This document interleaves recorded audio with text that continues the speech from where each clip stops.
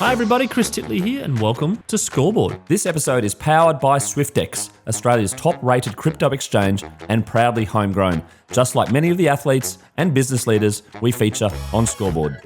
Hi, it's Chris Titley here, and on today's episode of Scoreboard the podcast, I'm joined by Jack Wildermuth, live here in, it's quite a muggy Brisbane day. What are we on now? The 4th of September. How you going, Jack?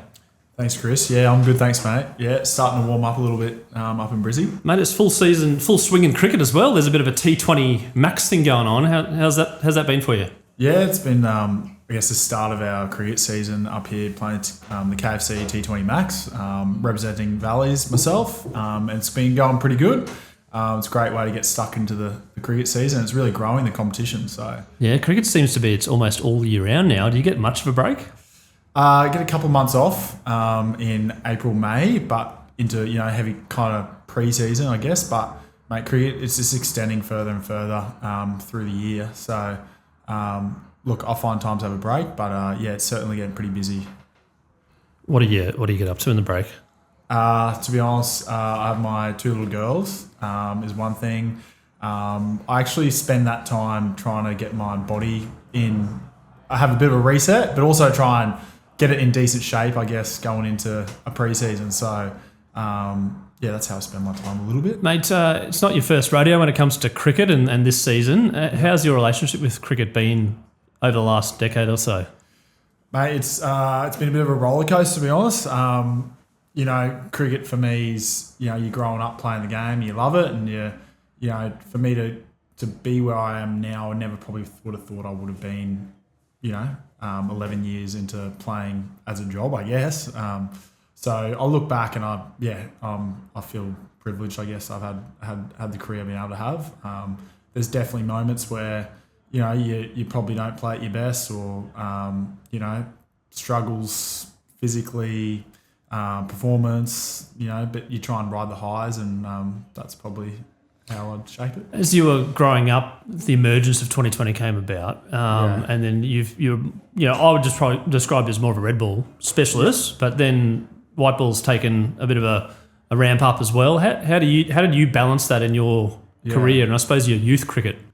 Yeah, certainly. Growing up, obviously there was a lot more red ball, and the T20 kind of come along, and probably white ball one days kind of slide a little bit. It's almost like very similar these days when you T20 one day cricket.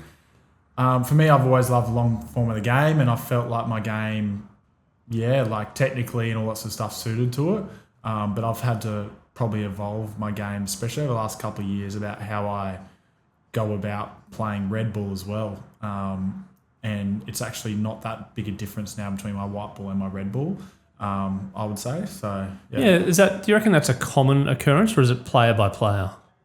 I would say it's player by player, but maybe it's something I've just built some confidence in my game, and I know for me to impact the game, that's just the way I got to go about it. I think these days the game's changed, and I have to change my game a little bit to go with it. You can't really fall behind. No, that's true. But then also the point, like where the game is going, you're comfortable with it in terms of like some of the moves you have to play now and the shots that you play. Like obviously there's a new training regime, whereas 10 years ago I've never played this shot at a junior cricket, and I've got hundreds before. For sure. No, there's definitely you feel like there's more risks you have to take. But I think these days you're encouraged to take those risks a bit more, perhaps, they don't come off, but you also train for it as well. So that's just, I think over time been having the environment and being allowed to take risks has probably propelled me and given me the confidence to do that. And just having the attitude of, hey, take the game on a bit, Yeah, but then it comes to the red ball side. You're going to have to tone it back a little bit because you're a little bit patient. You've got you can bat time, right, or bowl time, etc. Yeah. And then it's like that's flick off, flick on. Is that difficult? Yeah, it has been in the past, and something I probably struggled a little bit with going in between either. Because you want to score runs, and so at the end of the day, and probably I've realised now is how you score runs. It doesn't really matter. So I probably previously you can get and a lot of cricketers these days probably get a bit more technical, thinking about technique and all sorts of stuff. But I've kind of thrown that out the door a little bit more and just focus on, hey, if I score, a runner ball 40, that could actually impact the game going forward or put pressure off my teammates or whatever it might be, and hopefully I do it consistently enough. It's not going to happen sometimes, and I put my team in positions to win games rather than going the other way and trying to, technically like be all correct, take your time, all sort of stuff. Like someone can just bowl you a good ball, like a Scotty Boland or whoever else, and just knock you over. And it's just like, well, that, why didn't I just try and put some pressure back on him? And that's kind of a bit of a change for me the last few years.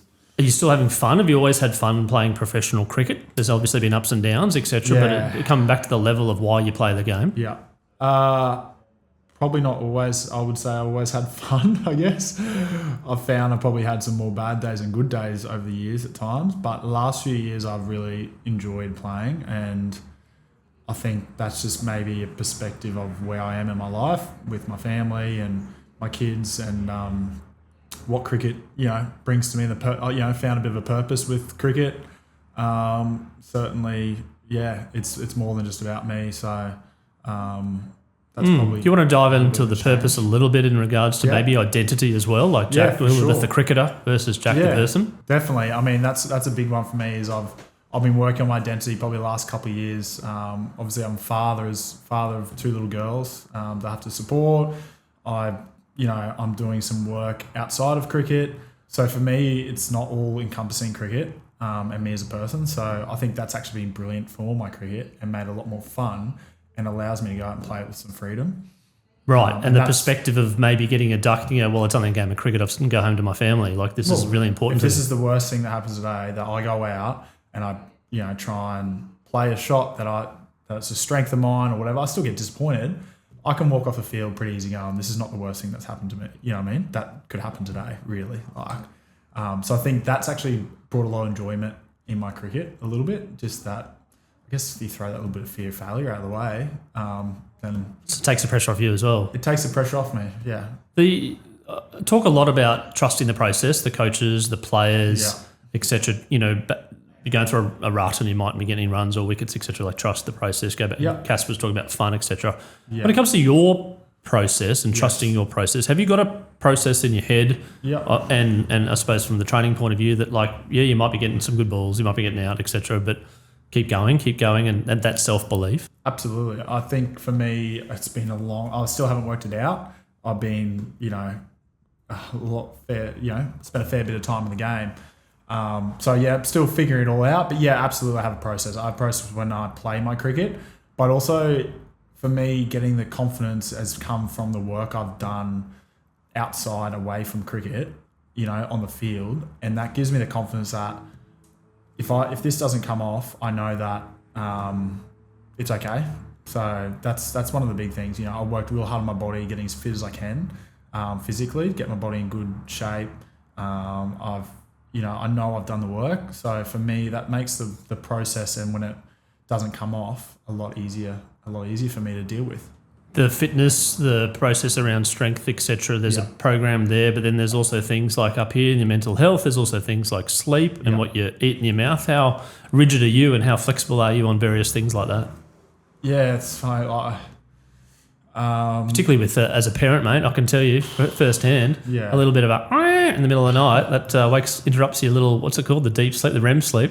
I've become pretty good at, and whether this is a good thing, compartmentalizing. I think a little bit too. So I reckon I have when I'm at cricket, and when I'm at home. When I'm at work, I'm at work. So I've learnt to actually probably just be in the headspace of, okay, this is what I've got in front of me. So I wouldn't say I'm that rigid with all the, I want good sleep, I eat good food, I regularly walk, I do all the good things for my mental health, in terms of what you'd be encouraged to do to maintain good mental health, physical activity, good connection with others, I'm close to my family I've ever been, those sort of things. So I think all that kind of encompasses me as a person and allows me to play the cricket that I want to play. And then with your teammates and the bonding that you have, the squads that you're in, the connection with some of your friends there, they're friends off the field? Yeah, absolutely. I got my cricket friends, I got my friends away from cricket. Certainly having, and especially in Queensland, we have such a great group of guys around. And for me, we talk about identity before and purpose, I get such a thrill out of playing with the younger guys coming through, especially my club side Valleys and the Queensland guys. There's some such talent there in Queensland, and the guys are just a lot of fun. And so, if I can help inspire them or bring them through, I just get I didn't think it'd be like that, but I get a real kick out of that. Yeah, one of the values that I live by and also have heard others is prosperity. You want to see other people succeed because that's a good feeling. You want to see a teacher, help or coach someone to do something, etc. And speaking of squad members, we recently had Hayden Kerr on the podcast. Mate, have you got to know Hayden recently in a little squad thing? Yeah, he's joined into Queensland. Obviously, come from the enemy, New South Wales. So that's what I said too. But now he's at the Gold Coast too. Yeah, the Gold Coast club. So no, he's come into the group, seamlessly it seems. So I would say we've got a pretty inviting group. So he's a good cricketer and good to have him around the boys. Mate, when it comes to your strengths, physically and also your cricket, you're a batter and a bowler and you're all-rounder, and I don't know how you describe yourself in terms of that, where it's a batting all-rounder, bowling all-rounder, or because it seems to be... Chops and changes, yeah. But in terms of doing both, you've got specialists on both sides. You're in the middle there somewhere. Yeah. And you're probably a little alone. Like, there's not too many all-rounders floating around in Queensland and whatnot. There's probably 2 per team, right? Yeah. What are you doing in terms of, I suppose, focusing and honing in on your superpowers?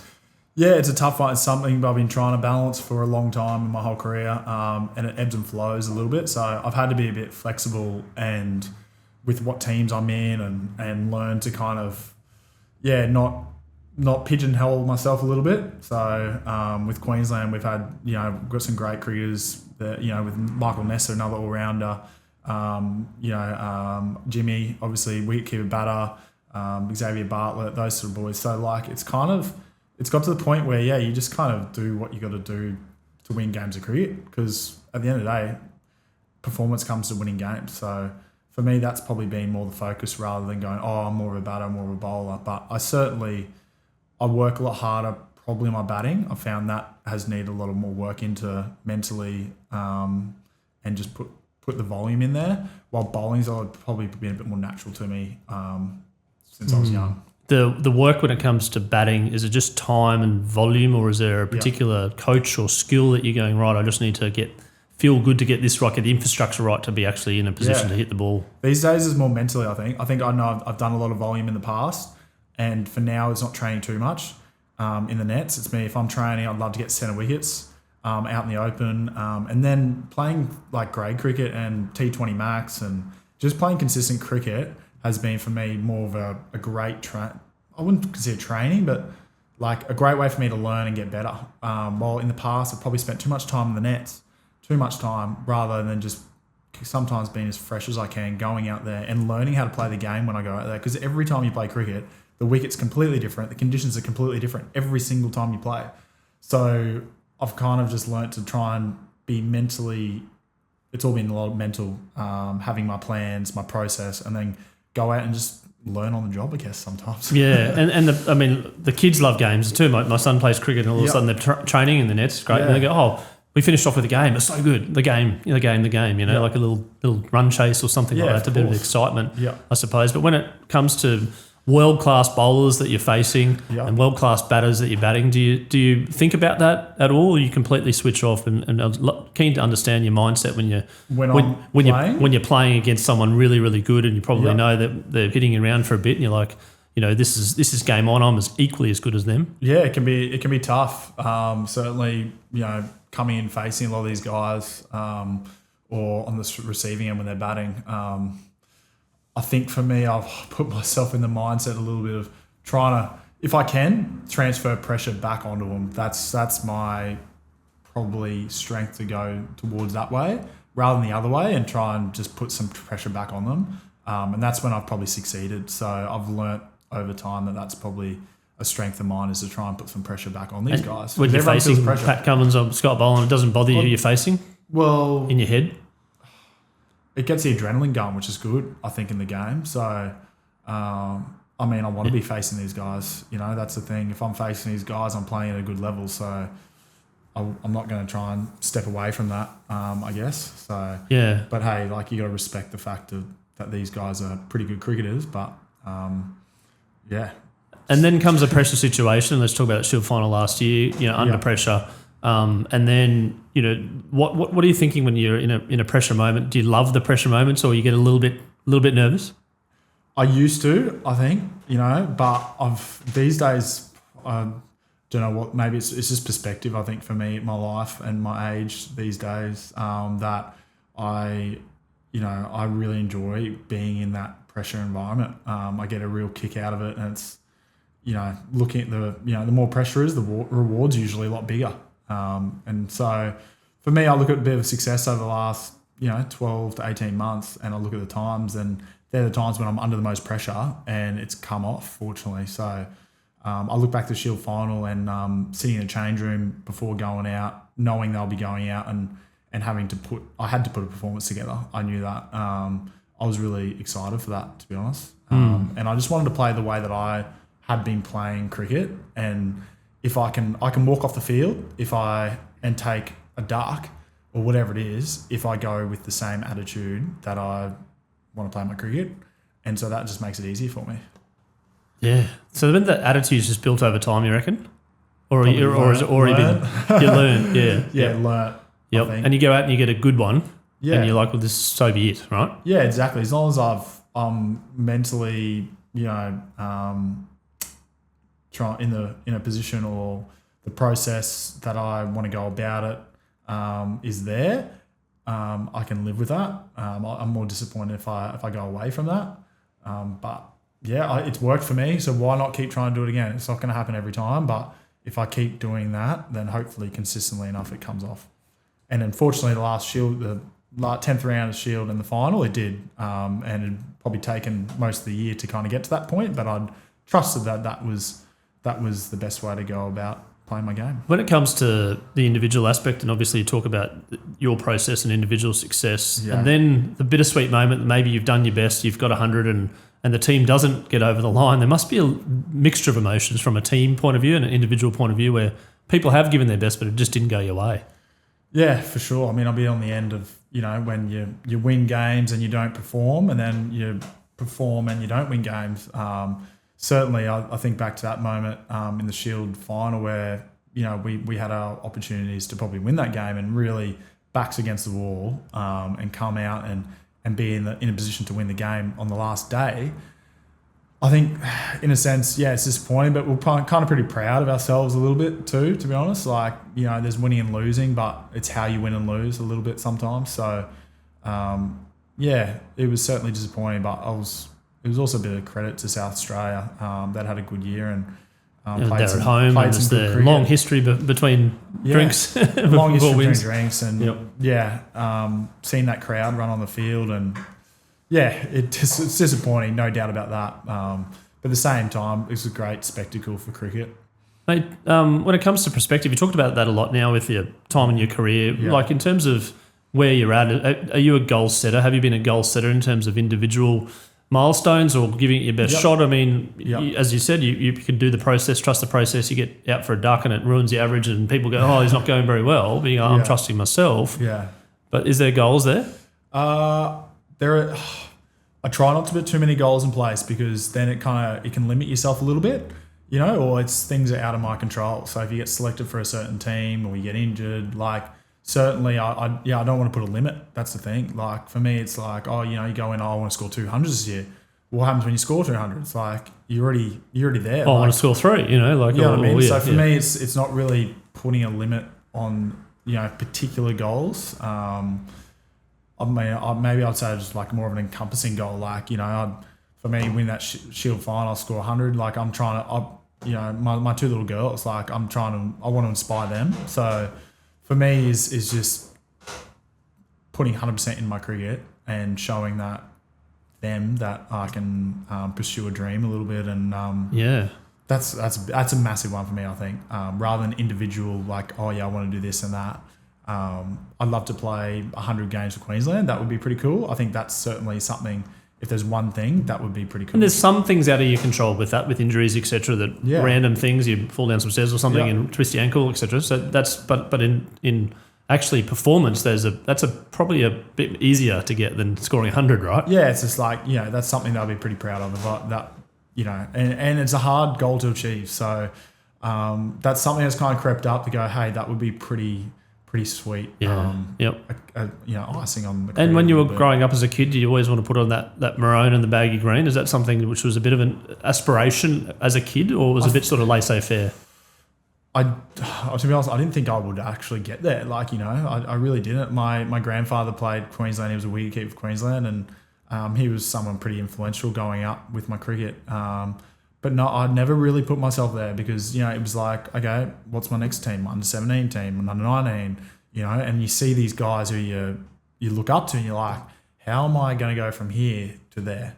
It's just bridging that gap a little bit. You can always dream, but I don't know, maybe I've just not really been that too far ahead, but yeah, right. And what else did you do when you were growing up that maybe you wanted to be, or did you play other sports, or did you want to be a PE teacher like myself? Yeah. Well, I've studied a lot of different things. Played soccer growing up, so that was my winter sport. Cricket, my summer sport. I was always probably a bit better at cricket maybe growing up, but had a good balance there. I studied landscape architecture for a little bit.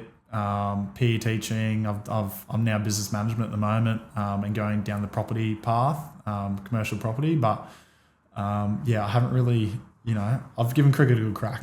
Yeah, no, for sure. And then that other path which you mentioned about, are you studying is that you said? Yeah, business management at the moment. At whereabouts? Yeah, Griffith University. Oh, nice. I was at Griffith ex-Griffith University. They've just bought the campus in the old casino. I don't know if it's open yet. Yeah. No, it looks pretty cool. So yeah. I'm more online these days. So Yep. Oh, that's kids these days. No. We used to get 5% marks for rocking up. I remember that, which is like not much, but enough to go. Yeah, could swing you. Right. Yeah, they're handy. Them. Yeah, that's right. Even if you were not paying attention, you still get your 5%, mate. So commercial property, interesting. Outside of life of cricket, thinking about 10 years' time, when you're in your 40s, like I am now, what the plan is. You can play cricket for so long, and people can play till their 40s, and I get it, I understand, but there's also a plan B maybe in the back of the brain.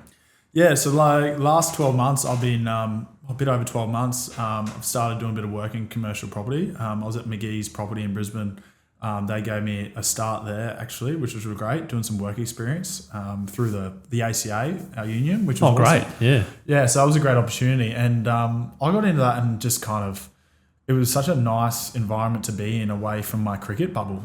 It had its own competitive environment of commercial real estate, working with like-minded people was really cool. And so I'm still working in commercial real estate. I'm employed now at Knight Frank, working in their capital markets investment sales team at the moment. So I'm very grateful they've brought me on, employed me into their team while I'm playing cricket in their kind of student program. So that's pretty cool. So student program at the tender age of 32. 32. I'm the oldest student in there. But it was a great way for them to get me involved in the business, and I've got a lot to learn. But one day a week at the moment, I try and get in the office if I can. It's been brilliant because cricket's been so supportive of it. Sometimes I'm a bit like, they're like, oh no, are you going to the office tomorrow? I'm like, this is still you. You guys are paying me. You know what I mean? Like, that's my job. I'm doing this just on the side, I guess, a little bit because, like you asked me before, in 10 years' time or in whoever, who knows, in a couple of years' time, I'm going to need to get a job. So when people come up to you, some random punter that you never met before at a bar, and they're sort of saying, oh, g'day, Jack. Yeah, how are you, mate? Yeah, good. What do you do? What do you say? I would say I play cricket, but I also do some work in commercial property. So a bit of both. But then in the commercial property crowd, you're like, oh, I work for Knight Frank. Yeah. In it's a bit of boardroom. both. It depends what the hat on, and hat then off. Yeah, exactly. And you kind of like, for me, it's giving a little bit of both. And then if they want to talk about one thing, they want to talk about the other, then I'm happy to talk about either one, a little bit. So. And then they see you on the telly, they're like, I swear I saw that bloke at a lunch the other day talking about commercial property. Yeah. No, that's a plan for me. Hopefully I can because it's such a client relationships role, with commercial properties, maintain relationships and kind of, working with people to get outcomes and problem solve and stuff that I really, really get a kick out of. So for me, it's building that up and, we get in front of so many sponsors, so many people as cricketers, having something other than saying, oh yeah, I'm playing cricket. like happy to talk about that. But sometimes people go, oh, well, hang on, I've got this and having some issues with this. And then I'm like, well, okay, if I can't help you, I've got a team of mine at Knight Frank. We can kind of come in and suggest some things or give you some advice. And so I get a real kick out of that personally. So, yeah. Some of the traits of high performers when it comes to sport then sort of translates over to business. What do you reckon you're pretty good at in terms of some of the traits of a professional cricketer, professional athlete that you might take over? Yeah, definitely. One thing I've noticed in the industry, in the last 12 months is you do, and what I see with other colleagues is the setbacks. I think there's a lot of no's before you get a yes. And you can be working on a deal for a fair bit of time and then suddenly just gets pulled out from under you, which is a bit like cricket, to be honest. Like, you can work so hard for so long, get one opportunity, and then it just blows in your face. And it's like, oh wow, which is it takes a level of resilience, I would say.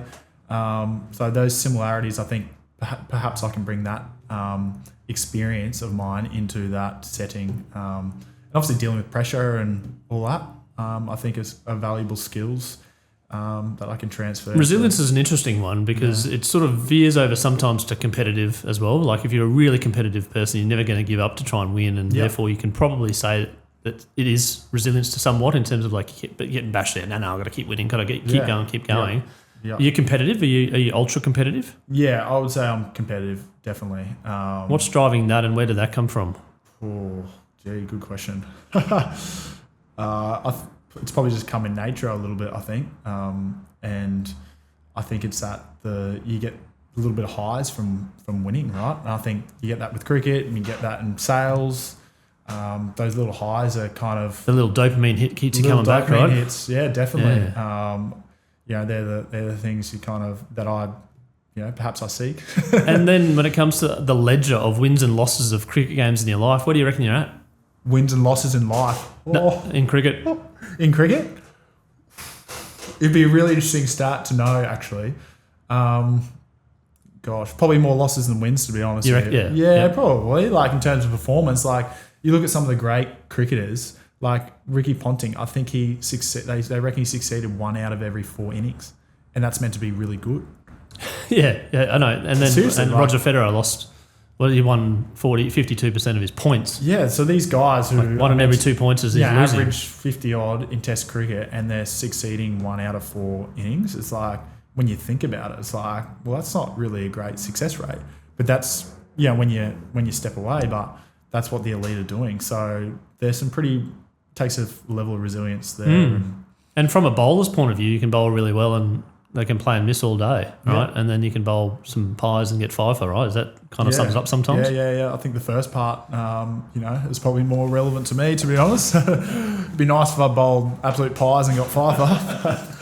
But definitely. I think cross the game is a bit like that. Mate, cricket as a sport, where do you think it's at right now in terms of, we're at BBL 14, I think it is? Yeah. And you last spot on the Heat coming into next year with the BBL, or this year and next year. You excited about BBL? You excited about Sheffield Shield, even though the numbers in terms of crowd numbers are probably not there anymore like they used to be? Yeah. You got the one-day competition, which you mentioned that is potentially blended in. Yeah. And then you've got Tests. You've got the Ashes coming this year, which again from last year's series against India, the punters on the street are going, this is an amazing series of cricket. Australia, India, England into India this year. Again, an incredible series, probably up there with some of the greatest series of all time. Then you've got England coming out here. Test cricket feels like it's back because you've got the big guns. But where do you think cricket's at and in terms of a player now and maybe as a spectator in the future? Okay. Yeah, as a player, it's definitely an interesting space, especially with all these T20 leagues coming along and, they're talking about privatising the games and stuff like that. And I think that's a big one coming up with the BBL. Like, teams are looking to buy and get into these teams and pumping some money into the game. So I think Cricket Australia and the union, the players, they've got some big decisions coming up, certainly where the game goes in terms of the Big Bash. Do they sell part of their golden goose or all their golden goose? Because it seems like the BBL is just 14 years in, has lasted the test of time, more so in terms of like accelerating growth as opposed to declining. For sure. I do think there's going to be some big decisions to make, and there's going to be some change, I think, I'd imagine, because, we've got to compete with these other leagues and try and get the best players out playing the Big Bash and try and get our test players playing, because I think that's what the Australian public wants to see is our test players playing Big Bash. So guys going to have to make some pretty big decisions there. From a player's perspective, I think, I look at our group and generally the consensus is everyone wants to play test cricket. There's the lucrative deals around and going on for guys, but I think even the younger guys, they all want to play test cricket, which is pretty cool and pretty good. And I thought it would have been the opposite, broadly speaking. Generally, going, if I can play West Indies, I can play the 100, I can play here, and I can play there, maybe in America as well. Yep, I'm a full-time T20 cricketer, and that's my life. Yeah, I mean that could change, but at the moment it seems like everyone's pretty keen on playing that the test cricket and get that Bayu Green, which is pretty cool, and that means Sheffield Shield's important as well. So. Certainly with the expansion of the BBL and where that's going, white ball, from a player's perspective, I think it's in a good spot. And Jack, from a player's perspective, there's also an element of storytelling that needs to go on with brand awareness and brand equity and yourself as a professional athlete and connections. And you mentioned you're talking about commercial property and it's really good to get in business, but there's things like Instagram as well. Yeah. You've got a decent following, the whole process of Instagram and social media and being transparent to the public. How have you found it? Yeah, I've certainly over the years I've had to probably learn to accept that it's okay to probably sell yourself a little bit on Instagram and social media, and important to. Certainly the last 12 months to 18 months with my work, I've kind of understood that hey, it's part of business a little bit. So and as a cricketer, you're also selling yourself, whether it's on and off the field. So there's a slight introvert in you, I reckon. Yeah. Are you more of an introvert than extrovert? Maybe it chops and changes. I don't know. Yeah, chops and changes with performance. I think I like being around people, but I also like having my own space and getting away. They say introverts need the time to fill your bucket up a little bit. So the petrol. So I can be a bit like that, where I like being in front of people, around people, but then I enjoy having my own space or being with your family family and then and close people to me to fill that bucket up. But then sort of getting in front of the camera and doing things potentially for Instagram, the highs and the lows, you're pretty sort of okay with that all? Yeah, just go with it, make it a bit of fun. Do you do like where you're having coffee and tag the restaurants and things? I do sometimes with dinner, maybe, and bits and pieces. A shout out to some of the restaurants that you like in Brisbane. They're probably not giving me a discount, do I? Well, you can always try on Scoreboard. I think I need a few more followers, I reckon. But I asked my guests around a long lunch with friends or a long run with friends. What are you going to take? Who am I going to take? As a choice, you're going to go for a long run with mates and have a good old chin wag, or you want to go for a long lunch with mates? One or the other. The long lunch, I reckon, because that doesn't happen that often. And where would your long lunch in Brisbane go on? Oh, jeez. Well, we're going Xavier Bartlett, Tom Whitney. Tom Whitney came on Scoreboard early days. He's a good young kid, Tom. A few of those boys. Matt Kuhneman, probably. Get him in if he's in town. Really? Yeah, get him in. He's a good time. So I'm going with those sort of crew, I reckon. We're going down to James Street somewhere or something somewhere like that. Fancy on James Street. Somewhere fancy and Moscone is a good shout on Arthur Street. I love Moscone, very great place. Mate, it's great. To go. Indoors or outdoors, doesn't matter. Yeah, it's a bit too classy for those boys maybe. They're probably more the Carlisle or something like that, Or the Queen's Arms. The Queen's Arms, yeah. No, that's probably a few, maybe a couple of beers beforehand, but we don't get to do it that often these days. I was going to say, because with socials as well, you don't want to be you can be out and about and being social, etc. But there's always maybe someone stops you and says, "Oh, that's a cricket boys over there. Take a photo and stuff." Is that kind of? Oh, yeah, it does happen a little bit, but everyone's in good spirits. So, it's okay. Everyone's in good spirits usually. Yeah. And mate, we did touch on the future, and we talked about things like property and shares, I'm going to talk about the investments and things like that. How are you seeing that as a future for you in terms of your family and the job, etc., and what what the boys talk about when there's a little bit of time in the sheds and you're batting number 7 or number 8, and you mightn't be in for a day. Yeah, for what sure. do you and also a rain break? What do you guys talk about? It depends who you're talking to, but I think we're talking about investing and all that sort of stuff. I've been fortunate to have Chris Smith. He's a financial wealth manager from Vices. I met him early days in my career, and he's really helped me in that space and tried to help set me up for post cricket. Obviously, give me some great advice along the way, but trying to set me up in and get me involved in the share market. He probably introduced me into that and the benefits of that, and talking about risk profiling and all that sort of stuff. So it's been great for me to have someone who's an expert in this field to support me in that space. And so over time, I've learnt that it's actually a really great space to make some money. We're fortunate as cricketers that we can earn some pretty good money, and I've probably been involved in the share market for 8-9 years, maybe bits and pieces. So for me, it's kind of been a lot of long-term investing, stuff like that. But I think naturally the cricketers and generally the public like talking about property, and everyone wants to own a property and see that as a tangible asset to have. So the talk between the boys is try and get into the property market. It's getting harder and harder in Brisbane. I think harder and harder everywhere, by the way, everywhere. Not just in Brisbane and it's every crazy. capital city in it's Australia. Crazy. So we probably talk about property a little bit more so than shares and different things like that. But you had a share that you followed for 8 or 9 years that you've always been a fan of. Mate, to be honest, I was fortunate. I had a pretty good run in COVID. I think it was like Astrocrat Leisure. Like I jumped in when it dipped with COVID and stuff like that. And there were some wild swings on COVID. Some wild swings. I made March 2020. I was behind the computer as a stockbroker. Were you? Mate. That was my previous life for 20 years. All right, that's tough, yeah. And it reminded me. I mean, I'm a few grey hairs. I was in the GFC in 08-09 as well, behind the desk.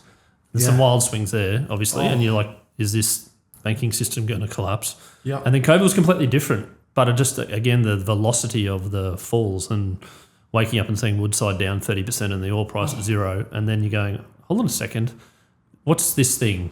Like, how do you deal with this thing? And then the markets are reacting as well, and you're going, you just need to be calm and composed. It's very difficult to do. But obviously, a lot of investment opportunities. I guess, on the back of it, if you're in a position to be able to do it. If you're in a position to be able to do it, but it's left, like out of nowhere. You're going, whoa, what is this? And the understanding of this pandemic was, a time and place was our kids, or maybe not your kids, maybe 2020. Just the first one. Yeah, around probably talking just as they were born. Yep. But my middle one was at prep that year. That's his first year at school. He has to come home and homeschool with mum and dad, and we were like, we don't know anything about teaching. No. And we're going to try our best, but this is weird and wacky time. Anyway, we are digressing. Yeah. We do have a sponsor in Scoreboard. It's Swyftx, the Australia's most trusted crypto platform. They've got over 1.1 million users in Australia and New Zealand. Do you guys talk about crypto at all? There is a bit of talk of it, bits and pieces. There's a couple of guys that we do. A couple of guys got lucky. Long-term investing. Everyone tells you they're good stories. So between that and punting, do you know what I mean? Like, you always get the good stories. So yes, not the losses, losses indeed. But as part of our sponsorship with Swyftx, we do a little segment, and it's called the Bucket List. Yeah. Because their new TVC and new ad campaign is called "Where Can Crypto Take You?" And the Bucket List is a sporting event that you haven't attended live in person that you would love to attend. Jack Wildermuth, your bucket list sporting event. The Football World Cup would be a bucket list. Oh, that's a cracker. I think that's our first, to be honest. Yeah. We must be up to one yet, shortly. I think. Next year. I think next there's year. Another one. Yeah. So the last one was around COVID. So and Australia made the. I think they made qualified. They made the 8 last time as well. I think it was one of our best performances. What a cracking event that is, and just the whole world's watching it at the same time. And I think so. Yeah. There's always Germany, there's always Netherlands, always Brazil in and around, and France. Yep. No, it's just so big. I think that's the size of it, and that would be pretty cool event to attend. We also ask our guests about their all-time favourite sporting moment, and I preface this that you are an athlete, so you can maybe include yourself, but I'm not too much interested in around yourself. But your actual all-time favourite sporting moment, something that you could probably watch 1,000 times. Yeah, I reckon off the back of the football, I think John Aloisi scoring the penalty. 05. I believe, in around Sydney, 05. because 06 was the World Cup the year before. I think as a young kid, that was pretty awesome. Ticket to the World Cup, the reaction, I thought that was... You can just see, like, you watch the replay 1,000 times and just him stepping up and just going, and then as soon as he knew that it was in, he does this turn and takes the shirt off, goes for a run. And the commentary, you know, like you could see how much it meant to the commentators and the guys involved in Football Australia. Like, yeah, I thought that was a pretty iconic sporting moment, to be honest. Yeah. Oh, there's a few around that era as well. Steve Waugh hitting the last ball at the SCG. They actually held the news off back then. It's like, oh, wow, they held the news off for that. Yeah. Kids these days won't know anything about that. The Ashes as well. 2005 Ashes. Certainly that series was, you know, pretty iconic. Freddie Flintoff. People and still talk Brett about Lee it. and but that India-England series is pretty good. Keep an eye on that one. Yeah, this absolutely. year. Yeah, no, it's always great watching cricket, the England Test matches. So Do you watch a bit of cricket yourself? I watch a little bit, you know, not too much, but I enjoy watching cricket in England and India, maybe like that. But I don't watch that much in Australia. Like, my head's in it enough as it is. Yes, kids, family, cricket, property, lots of things. Now, we also do this segment called the Scoreboard Moment, which is a moment in your life which is very visual. Yep. It's quite an image, and you're like, oh, I remember that, and I remember it clearly, and from that moment, life changed. Yeah. I think back, I'll go to my career maybe. I think as a young, I think I might have been 18, 19. I was at home one morning before I was about to go to cricket, and my grandfather, who was very... inspirational for me, I guess, growing up. And it was really unfortunate. He was really unwell at the time and probably didn't have that long to live, really. And he was coming out to watch me play that day. Anyway, I remember walking vividly as I was going to walk out the door downstairs. He was staying at my parents' place as well, I believe. And he kind of just said to me, mate, whether you score, 1 or 100 today, like I'll be proud of you and I still love you. And that was just like such a nice thing for him to say. I think I responded with, what if I get a duck? 1 or 100, you're like... Yeah, you're like 1 or 100. What about the quacker? What about nothing? Anyway, I ended up scoring, I think, 150 odd not out that day, or 70. Actually, more than that, 170 maybe not out for my club. And he was there watching, and he sat there the whole day and watched. And I think for me, that was just a light bulb memory to go, geez, that was pretty special. So that's something, a memory I hold pretty close to me. And I remember just walking off the end of the day, gave him a hug. And I don't think he had too much to say. I was thinking he was in tears, but that was pretty cool. That is very special, as opposed to a moment in my life when my parents drove me to the Sunshine Coast in Lord's Taverners, opened the batting, got a golden duck, lost the game in about 2 hours and drove back to Brisbane. So when you take the bus? That was a good 1 hour 40 times 2. It was like a 200-minute drive for one ball. Oh, don't worry, I've done that before. Yeah. Mate, last question. Some advice for cricketers out there that are young now, that are aspiring to become a professional athlete. They're aspiring to look up to maybe play in the BBL or test cricket, whatever it might be, and maybe even not even cricket, maybe a professional athlete as a living. Yeah. Some advice. Sky's the limit, I think, a little bit. You know, don't cap yourself, I reckon. And I'm saying that based off maybe me in the past when I've been younger a little bit, dream big. You know, there's so much opportunity these days in sport and as a cricketer that, I don't think, just don't hold yourself back, I guess. Keep having fun as well. Have fun, Sky, whatever happens, but And you've given it your best shot, right? You give your best shot, but don't limit yourself on what you can do. I think that's a big thing. That's some great advice, and all the advice that I've got in this podcast is not generally about trophies. It's about winning. They come at some point in time if you continue with the process. But they're cool rewards. Dreaming big and giving it a shot, trusting your process, trusting you. Jack Wildermuth, thank you so much for being on Scoreboard, the podcast today. I really do appreciate you having a chat. Coming in person, all the best for the upcoming season with Queensland and the Brisbane Heat in 25, 26, a big year ahead. Look forward to following your progress and supporting where I can. Thanks, Chris. Appreciate it. Thanks for having me.